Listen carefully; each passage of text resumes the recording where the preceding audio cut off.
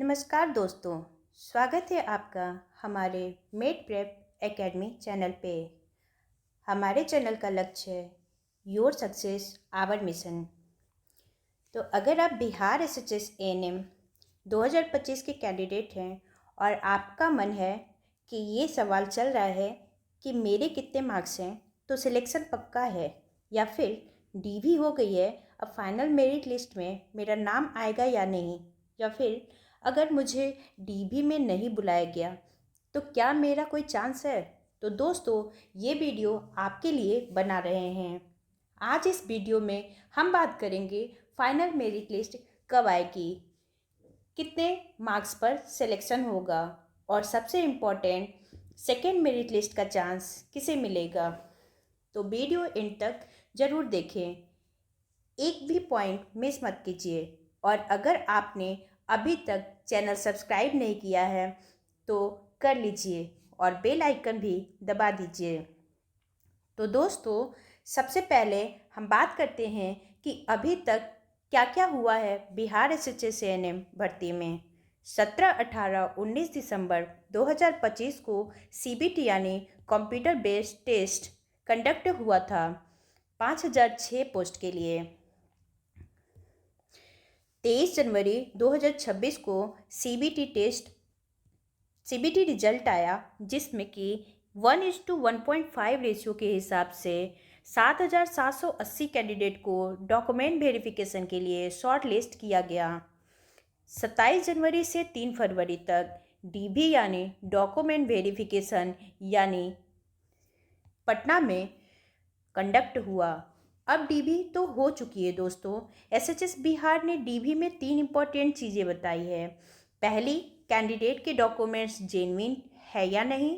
दूसरी, जो candidate dB में आए ही नहीं उन्हें डिस्क्वालीफाइड किया गया। और तीसरी, जिनके डॉक्यूमेंट्स में कोई प्रॉब्लम थी उन्हें भी रिजेक्ट किया गया। और ऑफिशियल वेबसाइट पर आप देख सकते हैं कि एसएचएस बिहार ने ऑलरेडी एक लिस्ट को डिस्क्वालीफाई कैंडिडेट भी रिलीज की है, जिसका एडवर्टाइजमेंट नंबर 8/2025 के नाम से लिया गया है।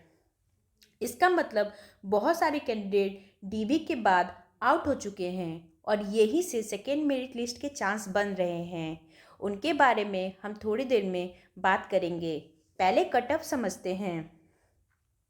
अब आते हैं सबसे इम्पोर्टेंट सवाल पे, कितने मार्क्स पर कैसे कैलकुलेट किए हैं और कितने मार्क्स पर सिलेक्शन होगा। तो दोस्तों पहले ये समझ लो कि बिहार एसएचएस एएनएम में मार्क्स कैसे कैलकुलेट होता है।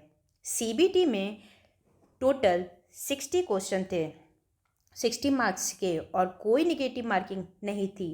लेकिन फाइनल मेरिट लिस्ट में सीबीटी मार्क्स को 0.8 से कैलकुलेट किया जाएगा। 0.8 से मल्टीप्लाई करने के बाद वर्क एक्सपीरियंस को ऐड किया जाएगा।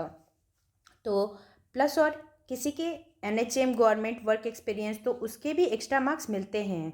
तो टोटल फाइनल स्कोर होता है CBT into 0.8 plus work experience. अब आते हैं expected category wise cut off की। यूआर के लिए 47 प्लस पे आप सेफ जोन में हैं। डब्ल्यूबीसी के लिए 41, ईबीसी के लिए 43, बीसी के लिए 46, डब्ल्यूबीसी के लिए 44, एससी के लिए 39, एसटी के लिए 39। लेकिन दोस्तों एक बात नोट करो, 5006 वैकेंसी बहुत बड़ी संख्या है बिहार के लिए। इस बार कंपटीशन इतना ज़्यादा नहीं था जितना लोगों ने सोचा था, इसलिए कट ऑफ ज़्यादा ऊपर नहीं जाएगी। ये बात एनालिसिस से समझ आती है। अगर आपके पास वर्क एक्सपीरियंस बोनस में है तो आपका जनरल कैटेगरी में भी सेफ जोन में आ सकते हैं। तो जो कैंडिडेट थोड़ा नर्वस फील कर रहे हैं उन्हें ज़्यादा घबराना नहीं चाहिए। अब आते हैं सबसे बड़े सवाल पे, जो लोग डीबी में नहीं थे या जिनके मार्क्स थोड़े कम हैं उनका क्या। तो दोस्तों सेकेंड मेरिट लिस्ट एक बहुत इम्पॉर्टेंट कंसेप्ट है और बिहार एसएचएस में ये हमेशा होता आया है। ऐसा समझते हैं कि सेकेंड मेरिट लिस्ट कब और कैसे बनती है। फर्स्ट रीज़न होता है डीबी में अब्सेंट होना। जितने कैंडिडेट डीबी में प्रेजेंट ही नहीं हुए, उनकी सीट खाली हो जाती है। 7,780 कैंडिडेट बुलाए गए थे डीवी के लिए, लेकिन पर्सनल एक्सपीरियंस और प्रीवियस पैटर्न बताते हैं कि 10 से 15% कैंडिडेट डीवी में कभी भी अब्सेंट रहते हैं। मतलब रफली 800 से 1000 लोग अब्सेंट रहे हैं सिर्फ इसी वजह से। फिर document rejection, disqualification second reason होता है। एसएचएस बिहार ने ऑफिशियली एक डिस्क्वालिफाइड लिस्ट रिलीज की है, जिसकी डॉक्यूमेंट्स इनवैलिड पाई गई या एलिजिबिलिटी कंडीशन पूरी नहीं थी। ये डिस्क्वालिफाइड कैंडिडेट की सीट भी सेकेंड मेरिट लिस्ट वाले कैंडिडेट से भरी जाएगी। रीज़न थर्ड है कि ज्वाइनिंग नहीं करना। फाइनल मेरिट लिस्ट आने के बाद भी कुछ कैंडिडेट वेरियस रीजन से ज्वाइनिंग ही नहीं करते और तब भी वेटिंग लिस्ट सेकेंड लिस्ट वालों को चांस मिलता है।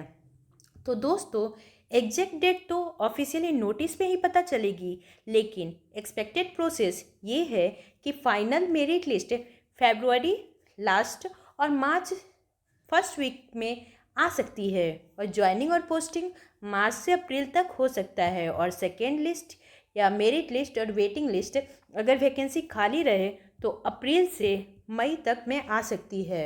तो जो डीबी के लिए बुलाए गए थे लेकिन किसी वजह से नहीं आए, उन्हें सेकेंड चांस के लिए कांटेक्ट करना होगा। जो डीबी में आए थे लेकिन मेरिट में जस्ट बिलो कट ऑफ थे, उन्हें सेकेंड लिस्ट में बुलाया जा सकता है। जो ओरिजिनल डीबी में नहीं आए थे लेकिन नीचे के रैंक खाली हुए, उन्हें भी चांस मिल सकता है।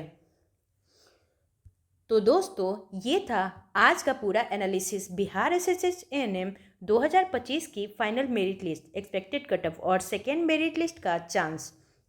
मैं चाहती हूँ कि आप में से हर कैंडिडेट का सिलेक्शन हो और चैनल पर हम इसी सपने के साथ काम करते हैं। अगर ये वीडियो हेल्पफुल लगी हो, लाइक ज़रूर करें, कमेंट में अपने मार्क्स और कैटेगरी ज़रूर बताएं, सब्सक्राइब करें और बेल आइकन दबाएं ताकि कोई भी अपडेट मिस ना हो। और अगर आपका कोई सवाल है कमेंट बॉक्स में पूछें, मैं रिप्लाई ज़रूर करूँगी। जय हिंद, जय बिहार।